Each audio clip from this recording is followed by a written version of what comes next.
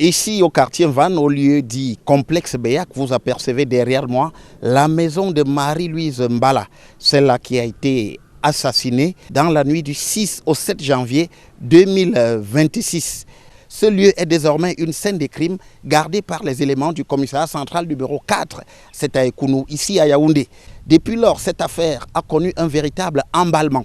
On a notamment accusé le richissime homme d'affaires Sylvestre Ngouchingué, promoteur des établissements Congelcam, d'avoir été l'auteur de ce crime crapuleux. L'enquête sur l'affaire Marie-Louise Mbala suit donc son cours, menée par le commissariat central numéro 4 que vous apercevez derrière moi. Une interpellation est déjà intervenue, celle du vigile, celui qui était chargé de la sécurité de la victime et qui avait d'ailleurs donné l'alerte à la suite de la découverte de son corps.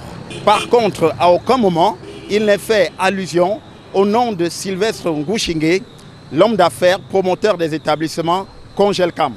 C'est l'acquisition de ce terrain que vous voyez derrière moi, de près de 9000 m² par Sylvestre Ngouchingué, qui est en quelque sorte à l'origine des accusations formulées contre lui. Ce terrain a été acquis auprès de Odile Yangono, la tante de la victime, pour un montant conséquent d'au moins 600 millions de francs CFA par l'homme d'affaires.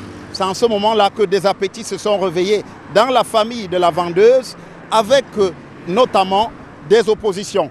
Il y a eu l'opposition de la victime justement contre le jugement de sortie d'indivision rendu par le tribunal de première instance de Yaoundé centre administratif. Sauf que celui-ci avait acquis l'autorité de la chose jugée et cette dernière a donc été déboutée. C'est sur ces bases que le ministère des Domaines et des Affaires foncières a donc délivré un titre foncier à la SCI Njankou appartenant à Sylvestre Ngouchingué. Il se trouve même qu'au-delà de tout, la vendeuse avait proposé de donner de l'argent à ses neveux. Tous ou pratiquement l'avaient accepté, à l'exception de la victime qui s'y était opposée avec une de ses sœurs. Mais l'homme d'affaires Sylvestre Ngouchingué est formel. Il ne connaissait pas la victime, il ne l'avait jamais rencontrée, il n'avait jamais eu quoi que ce soit à traiter avec elle.